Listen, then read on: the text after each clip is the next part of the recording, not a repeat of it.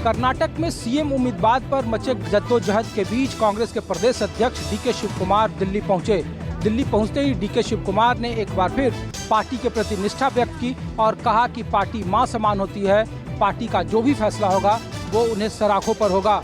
DK Shiv Kumar के दिल्ली पहुंचते ही खड़गे के आवास पर एक अहम बैठक हुई, जिसमें राहुल गांधी और संगठन महासचिव केसी वेणुगोपाल भी शामिल हुए। तकरीबन 1.5 घंटे तक चली इस बैठक में जहां सीएम के फार्मूले पर चर्चा हुई, वहीं सरकार बनाने के कई सारे फार्मूले पर भी अहम चर्चा हुई है। ऐसे में डीके शिव कुमार का रास्ता क्या दिल्ली से निकल पाएगा, इसको लेकर रणदीप सुरजेवाला और कांग्रेस के वरिष्ठ नेताओं ने ये संकेत साफ कर दिया है कि अगले 1 से 2 दिनों के भीतर कर्नाटक का अगला मुख्यमंत्री कौन होगा, इस पर से तस्वीर साफ हो जाएगी। कैमरामैन दीपक के साथ ऋषिकेश कुमार, न्यूज़ 24 दिल्ली। कर्नाटक में मिली करारी हार पर बीजेपी बिंदुवार समीक्षा कर रही है और इस हफ्ते बीजेपी के राष्ट्रीय अध्यक्ष जेपी नड्डा उस हार की रिपोर्ट तैयार करके प्रधानमंत्री नरेंद्र मोदी से मिलेंगे। इस बार जो सामूहिक नेतृत्व की बात होती थी, सामूहिक जिम्मेवारी हार की ली जाती थी, उससे बात नहीं बनेगी, बल्कि व्यक्तिगत तौर पे कर्नाटक के हार की जिम्मेदारी तय की जाएगी। दरअसल हुआ यह है कि कर्नाटक से जो रिपोर्ट आई है उसमें यह कहा गया है कि बीजेपी का वोट शेयर घटा नहीं है, लेकिन बीजेपी आलाकमान इससे सहमत नहीं है, क्योंकि उसका मानना है कि जेडीएस का जो वोट शेयर कम हुआ वो कांग्रेस को क्यों गया, उसमें से बीजेपी को क्यों नहीं मिला, ये एक सवाल है। कर्नाटक के मामले में आलाकमान गंभीर है और राज्य से लगातार रिपोर्ट मंगा रही है। जब रिपोर्ट आती है उससे सहमति नहीं होती अगर केंद्रीय टीम, तो फिर वापस उस रिपोर्ट को भेजा जाता है और खास करके सवाल पूछे जाते हैं कि आखिर इसमें क्या दिक्कत है, इसको ठीक से एक्सप्लेन करके दिया जाए। तो कुल मिलाकर अब व्यक्तिगत जिम्मेवारी कर्नाटक की हार को लेकर तय की जाएगी, ये तय हो गया है। कैमरामैन जहांगीर के साथ कुमार गौरव, न्यूज़ 24 दिल्ली। नासिक के त्र्यंबकेश्वर मंदिर में एक समुदाय विशेष के 10 से 12 युवकों के जबरदस्ती घुसने और चादर चढ़ाने की कोशिश का मामला अब गरमाने लगा है। नासिक पुलिस ने इस मामले में 4 लोगों को गिरफ्तार किया है और कुछ लोगों को हिरासत में भी लिया गया है। वहीं महाराष्ट्र सरकार ने भी इस मामले को गंभीरता से लिया है। गृह मंत्री देवेंद्र फडणवीस ने इस मामले में एडीजी लेवल के अधिकारी के निर्देशन में एक एसआईटी का गठन किया है। देखना यह है कि कहीं ये दंगा भड़काने की कोशिश तो नहीं है और कौन लोग हैं इस मामले में जो इस तरह की हरकतें कर रहे हैं, दंगा भड़काने की कोशिश कर रहे हैं, क्योंकि इस समय महाराष्ट्र में कई जगहों पर तनाव हुआ है। यही कारण है कि सरकार की चिंता भी बढ़ी हुई है। मैं अखिलेश ठाकुर के साथ इंद्रजीत सिंह, न्यूज़ 24 मुंबई। सरकारी नौकरी देने के अभियान के तहत आज 71,000 युवाओं को नियुक्ति पत्र सौंपा गया। प्रधानमंत्री नरेंद्र मोदी ने वर्चुअली सभी को संबोधित भी किया। देश भर में आयोजित रोजगार मेले में 71,000 युवाओं को नौकरी पत्र देने के बाद प्रधानमंत्री मोदी ने उन्हें वर्चुअली संबोधित करते हुए कहा कि पिछले 9 साल में भारत सरकार ने सरकारी भर्ती प्रक्रिया को ज़्यादा तेज करने, पारदर्शी और निष्पक्ष बनाने की कोशिश की है ताकि किसी को भी शिकायत का मौका न मिले। प्रधानमंत्री नरेंद्र मोदी ने इस अवसर पर नियुक्ति पत्र प्राप्त करने वाले युवाओं को बधाई और शुभकामनाएं दी। उन्होंने कहा कि आप सब ने जो कड़ी मेहनत की है उसके परिणाम स्वरूप ही आपको यह नियुक्ति पत्र मिल रहा है। पीएम मोदी ने कहा कि आज आवेदन करने से लेकर नतीजे आने तक की पूरी प्रक्रिया ऑनलाइन हो गई है। गरीबों के लिए जो 4 करोड़ पक्के घर बनाए गए हैं, उन्होंने भी रोजगार के अनेक नए अवसर बनाए हैं। गांव-गांव में खुले 5 लाख कॉमन सर्विस सेंटर आज रोजगार का बड़ा माध्यम बने हैं। ये प्रयास युवाओं के लिए किए जा रहे हैं ताकि पूरे देश में एक युवा शक्ति को मजबूत किया जा सके। कैमरामैन अजय के साथ प्रशांत देव, न्यूज़ 24 दिल्ली। लालू परिवार के खिलाफ चल रहे लैंड फॉर जॉब मामले में सीबीआई ने आज एक बार फिर बड़ी कार्रवाई की है। आरजेडी की महिला विधायक किरण देवी और उनके पति अरुण यादव के ठिकानों पर सीबीआई की टीम सुबह 6 बजे छापेमारी करने पहुंची और इस दौरान उनके भोजपुर के अंगियाओं स्थित आवास और पटना स्थित सरकारी आवास में सीबीआई की टीम मौजूद रही है। कहा जा रहा है कि देश भर में कुल 9 ठिकानों पर आज छापेमारी शुरू हुई है, जिनमें 2 ठिकाने किरण देवी के विधायिका किरण देवी के हैं, जबकि बाकी जो कार्रवाई चल रही है वो प्रेमचंद गुप्ता जो आरजेडी के पूर्व कोषाध्यक्ष रह चुके हैं, उनके यहाँ गुड़गांव और नोएडा, दिल्ली स्थित ठिकानों पर छापेमारी चल रही है। लालू प्रसाद फिलहाल पटना में हैं और आज ही वो दिल्ली जाने वाले थे, लेकिन उससे पहले सीबीआई की टीम की इस कार्रवाई से हड़कंप मच गया है। इस मामले में पहले भी बालू कारोबारी सुभाष यादव के ठिकानों पर छापेमारी हुई थी और बताया जाता है कि अरुण यादव के ठिकाना नाम तब आया था जब कई ज़मीन जो प्रॉपर्टी थी राबड़ी देवी के नाम पे थी उसे अरुण यादव ने खरीदा था और उसके बाद से ये जांच एजेंसियों के रडार पे आ गए थे। कैमरामैन सनी के साथ अमिताभ ओझा, पटना न्यूज़ 24। पंजाब में आज नए बिजली दर लागू हुए हैं, जिसको लेकर विपक्षी दल हमलावर है। विपक्ष का कहना है कि भगवंत मान ने जो फ्री बिजली का वादा किया था उससे कहीं ना कहीं दूर हट रहे हैं। इस पर सरकार के तरफ से भी जवाबी जो है वो जवाब दिया गया है। सरकार के वित्त मंत्री हरपाल सिंह चीमा ने कहा है कि पंजाब की जनता पर बढ़ी हुई दरों का कोई भी असर नहीं होगा, पूरा खर्च जो है वो पंजाब सरकार उठाएगी। इतना ही नहीं, बढ़े हुई बिजली दर के मामले पर दिल्ली के मुख्यमंत्री अरविंद केजरीवाल का भी ट्वीट आया। उन्होंने कहा कि पूरे देश में केवल पंजाब और दिल्ली में फ्री बिजली है और इन दोनों राज्यों में सबसे कम पावर कट जो है वो देखने को मिल रहा है। इतना ही नहीं, पंजाब सरकार की तरफ से कहा गया है कि जिस तरह से पावर कंपनियां हैं उन पर कहीं ना कहीं भारी कर्ज है और उनको अपने सिस्टम में सुधार करने के लिए बिजली के दरों को इजाफा किया जाए और पंजाब सरकार ने इसी वजह से इन बिजली के दरों को इजाफा किया है ताकि जो पावर कंपनियां हैं वो और चुस्त दुरुस्त हो सके। चंडीगढ़ से कैमरा पर्सन इंद्रजीत के साथ अमित पांडे, न्यूज़ 24।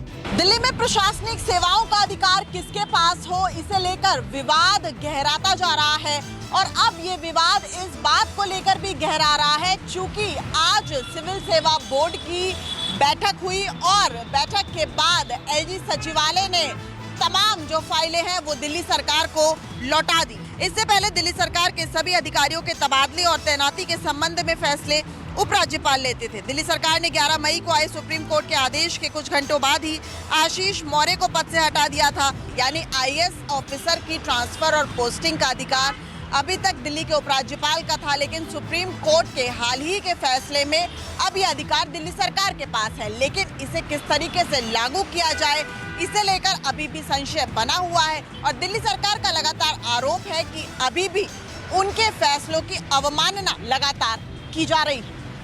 कैमरामैन भरत रावत के साथ दिव्या अग्रवाल, दिल्ली, न्यूज़ 24। अपनी 3 मांगों को पूरा करने के लिए अशोक गहलोत सरकार को 15 दिन का अल्टीमेटम देने के साथ ही सचिन पायलट की जन संघर्ष पैदल यात्रा तो खत्म हो गई, लेकिन इन 15 दिनों बाद सचिन पायलट का अगला कदम क्या होगा, इस पर सबकी निगाहें लगी हुई है। दरअसल इस पूरे मामले के पीछे यह भी बात कही जा रही है कि इस बार भी सचिन पायलट ने अपनी जन संघर्ष यात्रा के दौरान न तो कांग्रेस का चुनाव चिन्ह हाथ का कहीं उपयोग किया, न ही राहुल गांधी, प्रियंका गांधी या सोनिया गांधी के पोस्टर कहीं नजर आए थे। हाथों में उनके समर्थकों के केवल तिरंगा था। अब एक पोस्टर भी खासा सुर्खियों में बना हुआ है और इन पोस्टरों पर सचिन पायलट के जन संघर्ष यात्रा के साथ मशाल का निशान लगा हुआ। इस बात के कयास लगाए जाने शुरू हो गए हैं कि क्या कहीं सचिन पायलट का अब कांग्रेस से पूरी तरह मोह तो भंग नहीं हो रहा है। वहीं दूसरी तरफ अशोक गहलोत सरकार ने सचिन पायलट की इस जन संघर्ष यात्रा और उनके अगले कदम को लेकर अभी से एआईसीसी के पदाधिकारियों को चेताना शुरू कर दिया है। फिलहाल तो यही देखना होगा कि सचिन पायलट अपना अल्टीमेटम खत्म होने के बाद अशोक गहलोत सरकार के खिलाफ किस तरह के नए बड़े आंदोलन का ऐलान करते हैं। कैमरामैन विजय सिंह के साथ श्रीवत्सन, जयपुर, न्यूज़ 24। माफियाओं के साथ उनके परिवार वालों पर भी सरकार का शिकंजा कसता जा रहा है। उमेश पाल हत्याकांड में फरार चल रही अतीक अहमद की पत्नी शाइस्ता परवीन, गुड्डू मुस्लिम और साबिर के खिलाफ लुकआउट नोटिस जारी कर दिया गया है। तो वहीं मुख्तार अंसारी के 4 और करीबियों की संपत्तियां ईडी ने चिन्हित की हैं। एक तरफ मुख्तार अंसारी और उसका गिरोह तो दूसरी तरफ अतीक अहमद के गैंग को पूरी तरीके से नेस्तनाबूद करने की तैयारी चल रही है। उमेश पाल हत्याकांड में फरार चल रही अतीक अहमद की पत्नी शाइस्ता परवीन के साथ गुड्डू बमबाज और साबिर के खिलाफ भी लुकआउट नोटिस जारी कर दिया गया है। साथ ही सभी एयरपोर्ट और बंदरगाहों को भी अलर्ट कर दिया गया है। खबर मिली है कि शाइस्ता परवीन और गुड्डू मुस्लिम विदेश भागने की फिराक में हैं। ये सभी अभियुक्त उमेश पाल हत्याकांड के बाद से फरार चल रहे थे, जिनकी धरपकड़ के लिए पुलिस लगातार प्रयास कर रही है। फिलहाल पुलिस मुख्तार और अतीक दोनों की पत्नियों को तलाश कर रही है, लेकिन अभी तक पुलिस के हाथ कोई कामयाबी नहीं लग सकी है। कैमरा पर्सन धर्मेंद्र कुमार साहू के साथ मानस श्रीवास्तव, लखनऊ, न्यूज़ 24। पूर्व मुख्यमंत्री दिग्विजय सिंह के हिंदुत्व को धर्म न मानने वाले बयान पर विवाद खड़ा हो गया है। दिग्विजय सिंह ने कहा है कि वो सनातन को धर्म मानते हैं, ना कि हिंदुत्व को। दिग्विजय सिंह ने कहा कि सनातन धर्म के आयोजनों में इस बात के नारे लगते हैं कि धर्म की जय हो, अधर्म का नाश हो, लेकिन जो हिंदुत्व है वो दरअसल धर्म नहीं है। इतना ही नहीं, दिग्विजय सिंह ने बजरंग दल पर भी सवाल खड़े किए।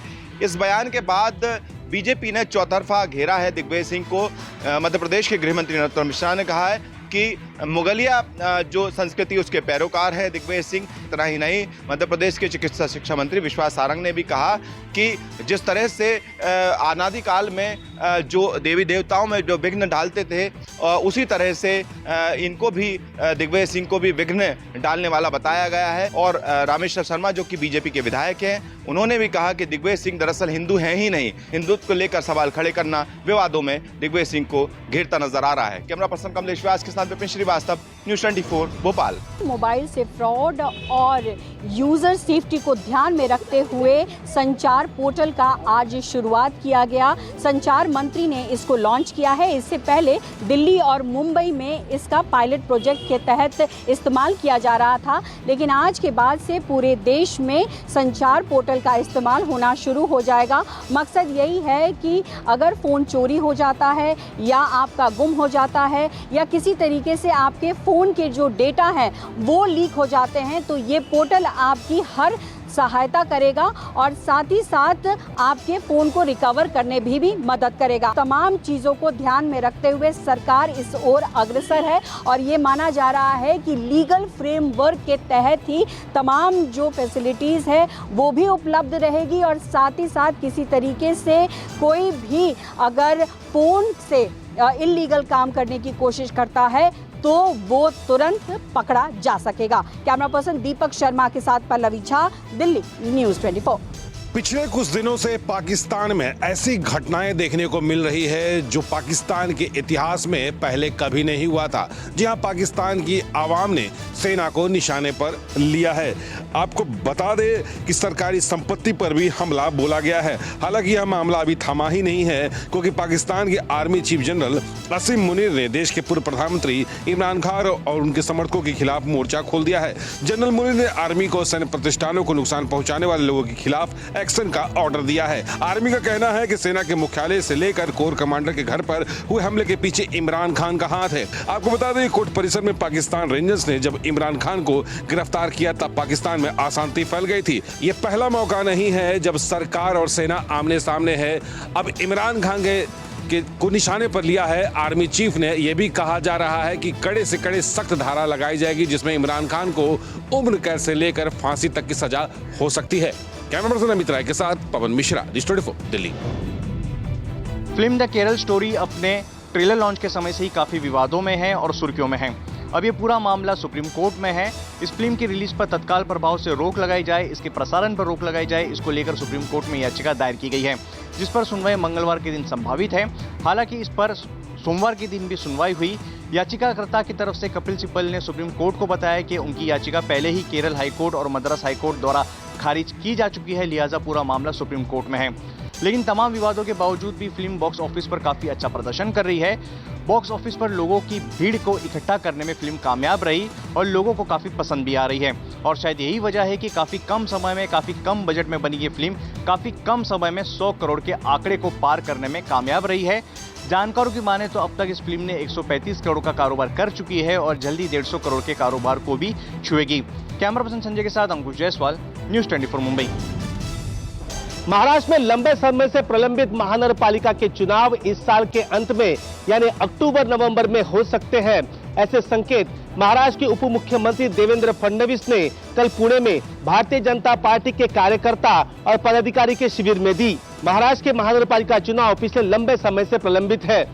मुंबई महानगरपालिका हो या फिर ठाणे, नवी मुंबई या फिर संभाजी नगर, नागपुर, नासिक, अहमदनगर, ऐसी कई महानगरपालिका के चुनाव एक लंबे समय से प्रलंबित है और इन सभी महानगरपालिका में प्रशासक का राज चल रहा है। उप मुख्यमंत्री देवेंद्र फडणवीस ने अक्टूबर की बात कही है, लेकिन उद्धव ठाकरे पिछले कुछ लंबे समय से ही शिंदे फडणवीस सरकार के खिलाफ आक्रामक होते हुए ये मांग कर रहे हैं कि शिंदे फडणवीस सरकार में अगर हिम्मत है तो महानगरपालिका के चुनाव तुरंत किए जाए। विनोद जगदाले, न्यूज़ 24 मुंबई। 1 जुलाई से शुरू हो रही बाबा बर्फानी की वार्षिक अमरनाथ यात्रा के लिए तैयारियां शुरू कर दी गई हैं। पहलगाम और बाल्टाल रूट पर बर्फबारी हटाने का काम युद्ध स्तर पर चल रहा है। श्री अमरनाथ श्राइन बोर्ड ने दोनों ही मार्गों पर बर्फबारी हटाने के लिए 15 जून की डेडलाइन दे रखी है। मकसद साफ है कि जितनी जल्दी हो सके दोनों ही ट्रैक पर पूरी तरह से बर्फ को हटाया जाए, क्योंकि 1 जुलाई से यात्रा शुरू होगी और इस बार यात्रा जो है 62 दिन की होगी, यानी 31 अगस्त को यात्रा का समापन होगा। देश विदेश से लाखों की तादाद में बाबा बर्फानी के भक्त बाबा बर्फानी के दर्शनों को आएंगे। ऐसे में उनकी सुरक्षा व्यवस्था को भी चाक चौबंद किया जाएगा। 3 टायर सुरक्षा व्यवस्था होगी ताकि यात्रा के दौरान कोई परिंदा भी पर ना मार सके। लगातार अमरनाथ यात्रा के लिए पंजीकरण हो रहा है, क्योंकि 17 अप्रैल से ऑनलाइन ऑफलाइन अमरनाथ यात्रा के लिए पंजीकरण शुरू हो चुका है और लाखों श्रद्धालु बाबा बर्फानी के दर्शनों को जाने के लिए अपना पंजीकरण करवा चुके हैं। कैमरामैन पवन के साथ पंकज शर्मा, न्यूज़ 24 जम्मू। बीती रात बिहार में आंधी तूफान और बारिश ने कहर बरपाया है।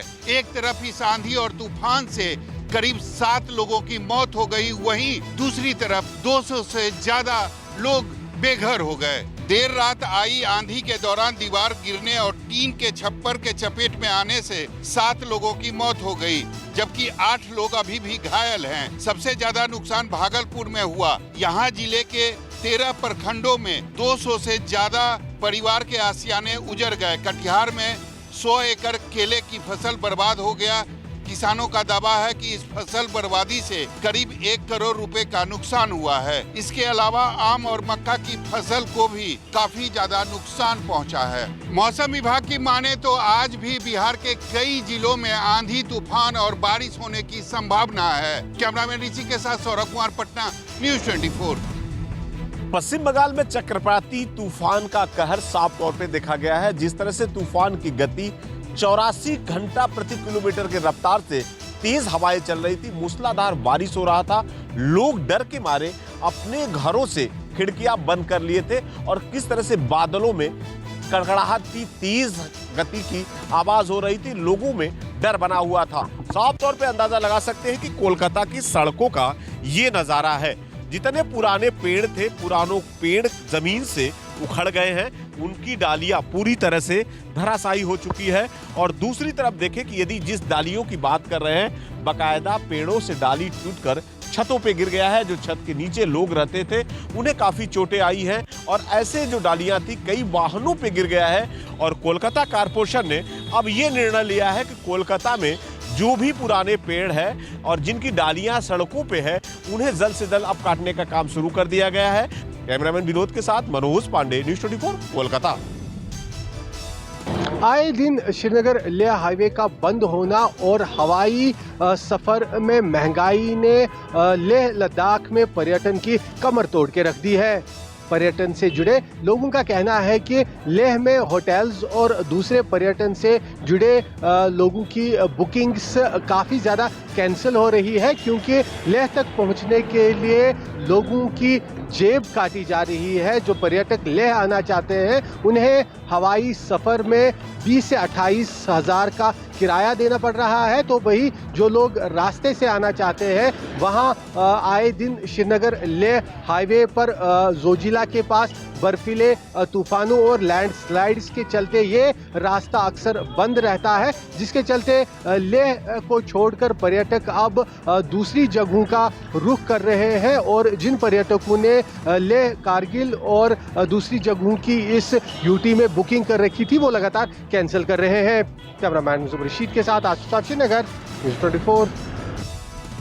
दिल्ली एनसीआर में आज मौसम का मिजाज बदल गया है। आसमान को धूल भरी चादर ने अपनी आगोश में लपेट लिया है।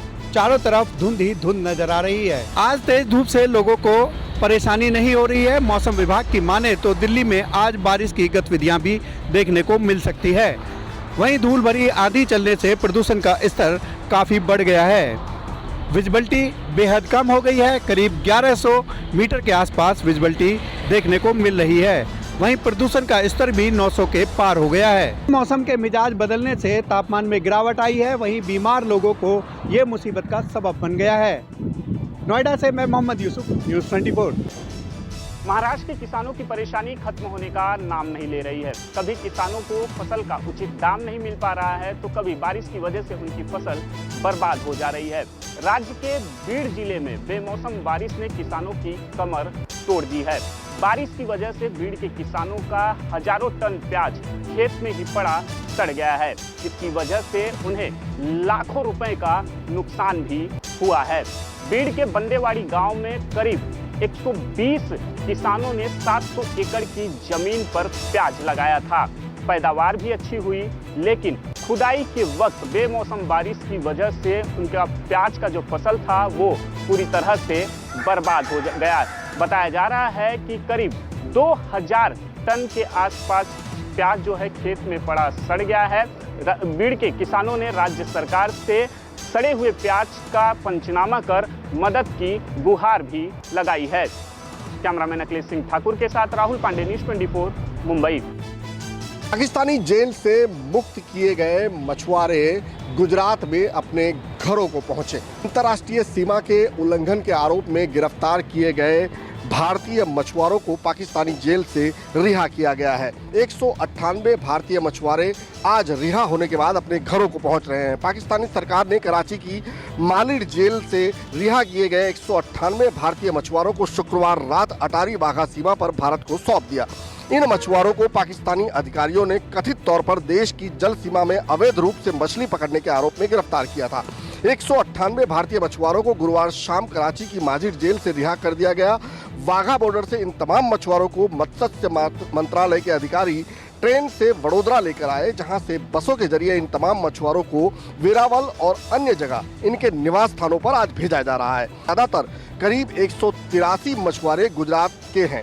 कम से कम 200 भारतीय मछुआरों को गुजरात की जेल से रिहा किया जाना था, लेकिन बीमारी के चलते 2 मछुआरों की मौत हो गई और इसी के चलते 198 मछुआरों को रिहा किया गया है। इसी कड़ी में अगले महीने जून और जुलाई में भी अन्य मछुआरों को भी रिहा किया जाएगा।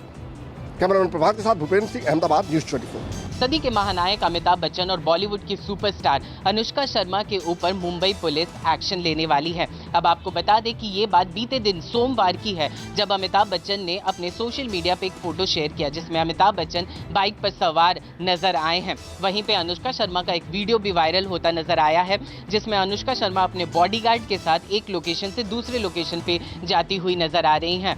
वहीं पे बहुत सारे यूजर्स ने इस बात की तारीफ की है कि कैसे इतने बड़े सेलिब्रिटी होकर ये लोग इतने ग्राउंडेड हैं कि अपने शूट लोकेशन पे जाने के लिए बाइक तक का इस्तेमाल कर रहे हैं। वहीं पे कई सारे यूजर्स ने मुंबई पुलिस को भी टैग करते हुए इस बात की जानकारी दी है कि ये लोग बाइक पे जा रहे हैं और साथ में इन्होंने हेलमेट नहीं पहना है। अगर सेलिब्रिटी होकर इस तरह अगर हेलमेट ना पहने तो फिर आम जनता के पास ये गलत मैसेज जाता है। इस बात में मुंबई पुलिस ने आश्वासन दिया है कि हमने ट्रैफिक पुलिस को इस बात की जानकारी दे दी गई है और साथ में अमिताभ और अनुष्का के ऊपर जल्द से जल्द एक्शन लिया जा सकता है।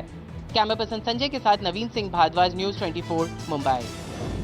इंटरनेशनल क्रिकेट काउंसिल ने सॉफ्ट सिग्नल नियम को खत्म कर दिया है। जी हाँ, अब थर्ड एम्पायर तय करेगा कि कैसे कैच आउट हुआ, यानी इससे पहले जिस तरीके से सवाल उठ रहे थे सॉफ्ट सिग्नल को लेकर, इन नियमों की शुरुआत इंग्लैंड और आयरलैंड के 1 जून में जो क्रिकेट मैच था उस दौरान हुई थी। हालांकि इस नियम को ख़त्म करने का ये अब फैसला जो है थर्ड एम्पायर करेगा, क्योंकि इससे पहले कई सवाल इस पर उठ चुके थे। इससे पहले ये माना जा रहा था जो सॉफ्ट सिग्नल जो नियम है वो कहीं तरीके से सवालों के बीच में था और इस यानी अब भले ही ग्राउंड में अंपायर कैच लेकर कन्फ्यूजन रहता हो, लेकिन थर्ड एम्पायर आपको ये बताना होता है कि उसकी नज़र डिसीजन आउट है या नॉट आउट। यानी अब साफ तौर पे ग्राउंड अंपायर ने सॉफ्ट सिग्नल से जो कहा उसे थर्ड एम्पायर तक नहीं बदल सकता। माना यह जा रहा है कि इंटरनेशनल क्रिकेट काउंसिल जो है WTC के फाइनल से पहले इन नियमों में बदलाव कर चुकी है और बदलाव का कारण यही है कि जो अब डिसीज़न होगा वो थर्ड एम्पायर लेगा, उसमें किसी का यानी जिस चीज़ को लेकर सवाल उठ रहे थे वो नहीं होगा। नहीं, साफ तौर पे एक पहला बदलाव ICC ने WTC के फाइनल से पहले किया है। कैमरा पर्सन साहिल के साथ राहुल प्रकाश, न्यूज़ 24, दिल्ली।